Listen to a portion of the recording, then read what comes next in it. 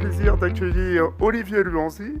Il est associé chez PwC Stratégie et co-auteur surtout du livre qui vient de paraître avec Anaïs Vangelis, Vers la Renaissance industrielle, qui est paru aux éditions Maybe.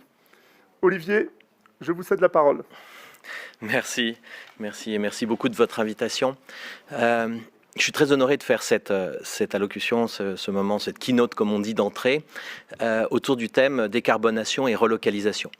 Alors, je vais commencer mon propos par une forme d'interrogation. Je vous invite à aller voir les tableaux de bord de France Relance sur le site du ministère de l'Économie et des Finances et de regarder deux tableaux de bord.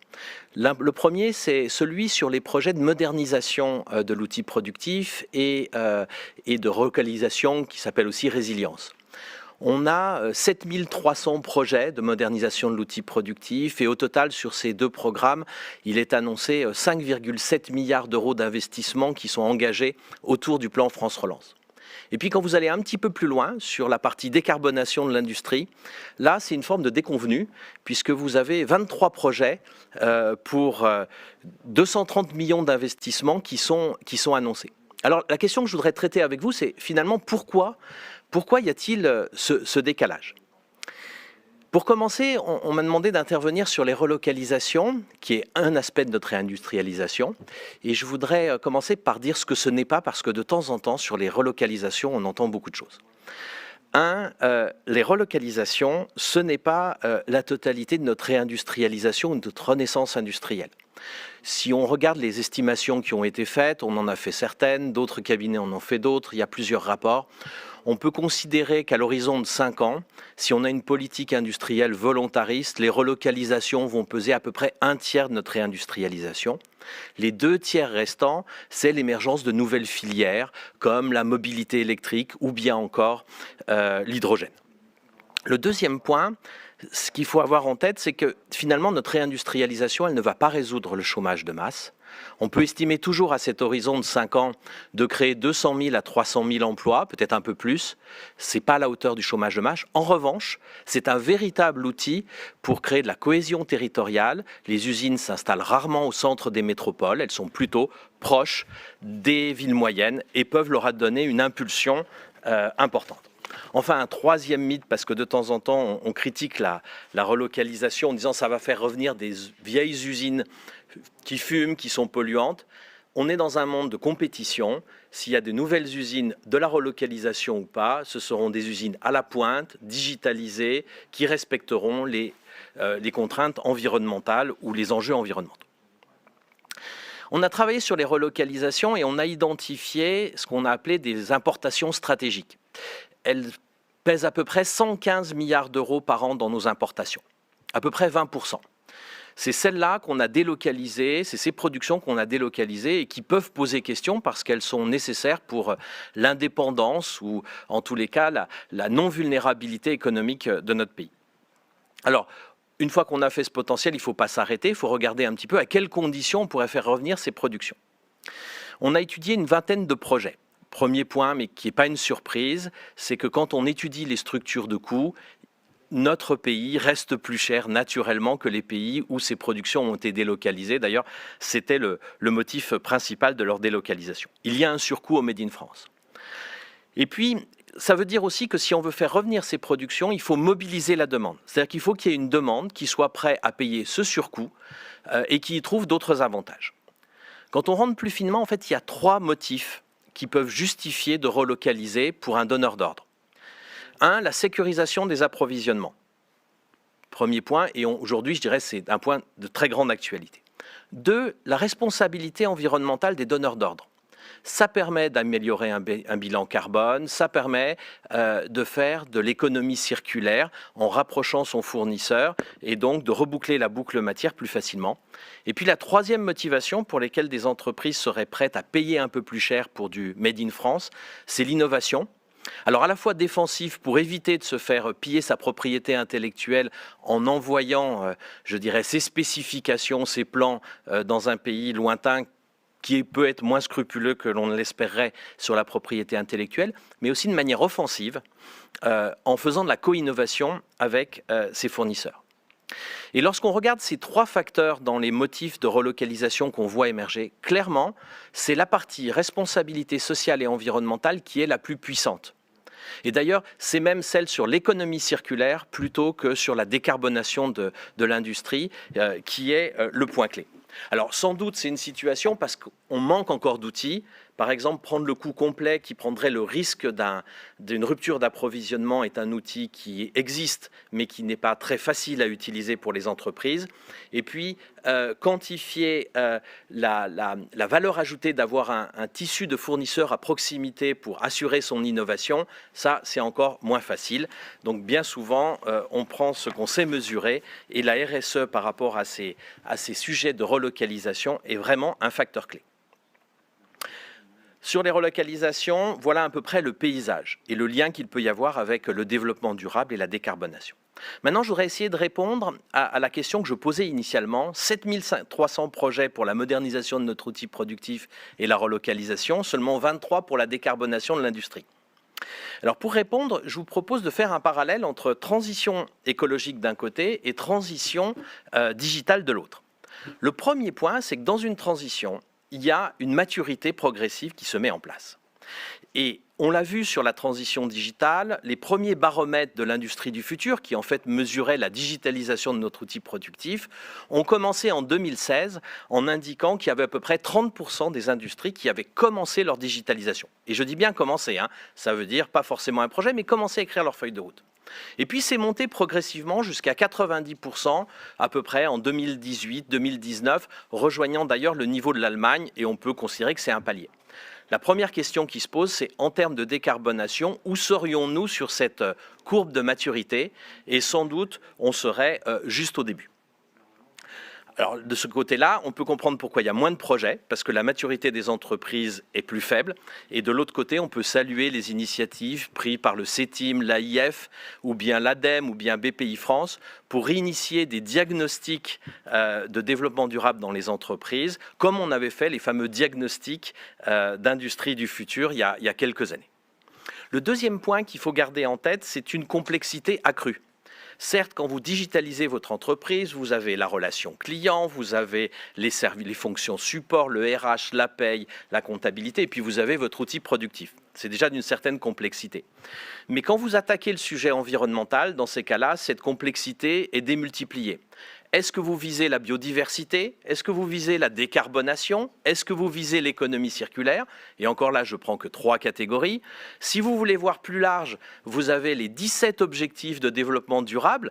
Lequel allez-vous choisir entre les deux? Et donc, dans cette phase de maturité, qui est moindre que sur le digital et qui explique en grande partie cette faiblesse de projet, il y a aussi à traiter quel est mon choix d'entreprise, quel est mon combat, où est-ce que je veux aller.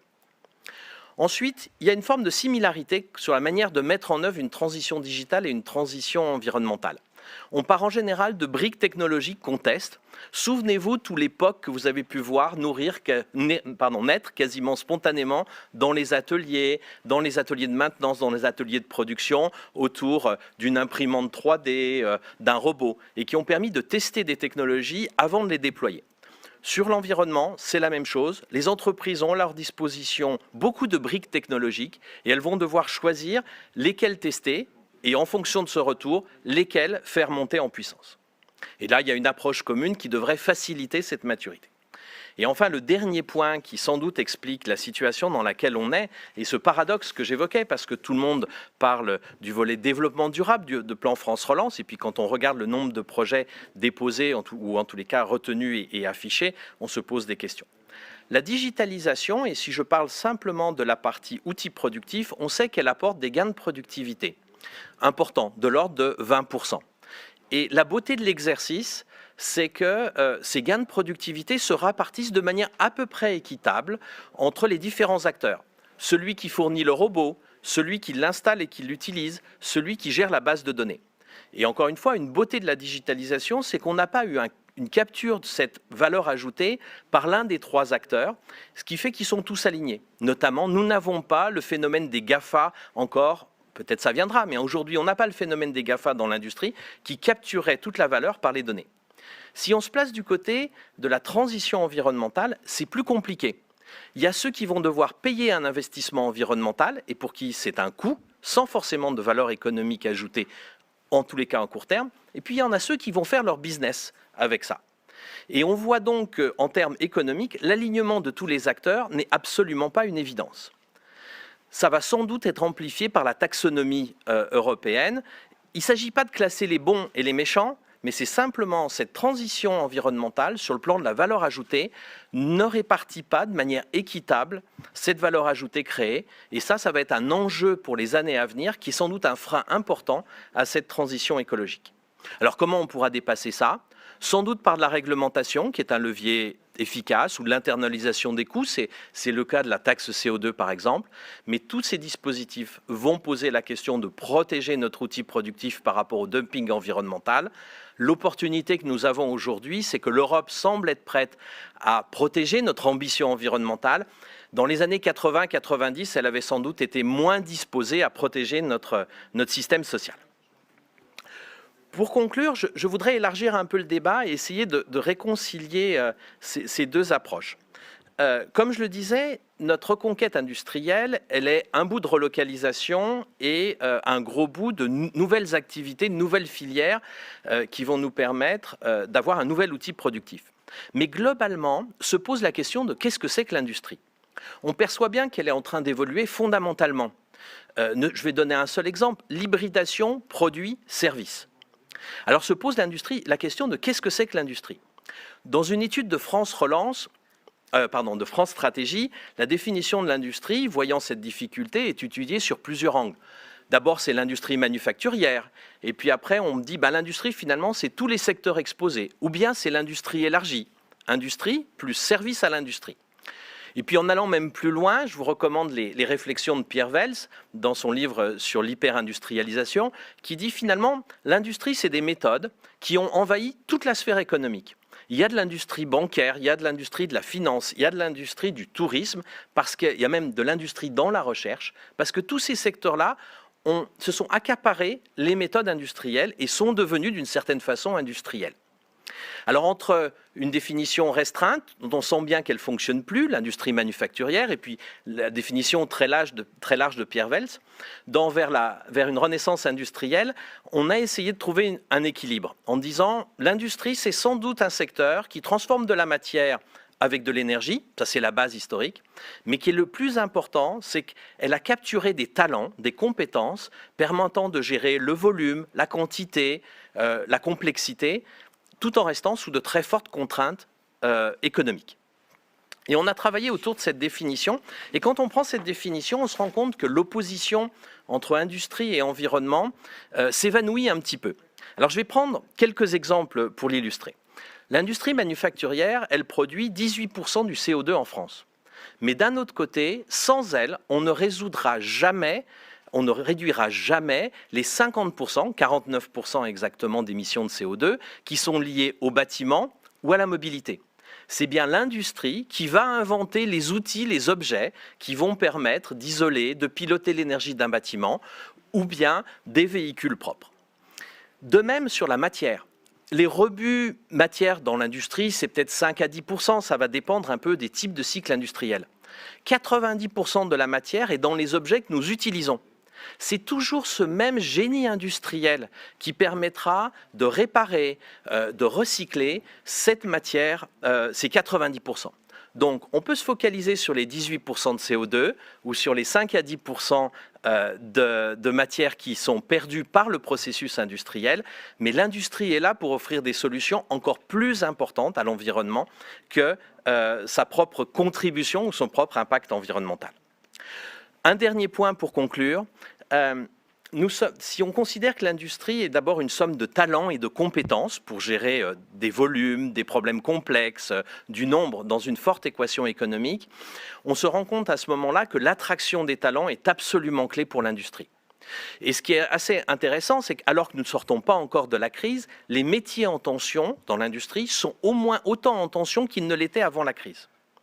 Et une dernière recommandation, je dirais pour vous, chef d'entreprise, sur une manière, il y en a plein d'aborder le développement durable, la décarbonation, c'est que si vous considérez effectivement que vous êtes un lieu une agglomération de talents, que vous avez besoin d'en attirer et d'en développer. La nouvelle génération est en attente de sens, en attente d'un engagement sociétal de votre part, et vous ne serez en mesure d'attirer correctement ces talents que si vous engagez votre entreprise dans une trajectoire de développement durable et de responsabilité sociale. Voilà. À côté de tout ce qu'on peut dire sur les nouveaux business models, la réglementation, je vous propose de regarder le développement durable d'abord comme un marqueur de votre entreprise pour attirer les talents dont vous avez besoin, dont vous avez tellement la nécessité pour développer votre activité. Je vous remercie. Merci, Monsieur Luanzi. C'était très intéressant et on voit bien que les enjeux sont énormes devant nous et devant les industriels.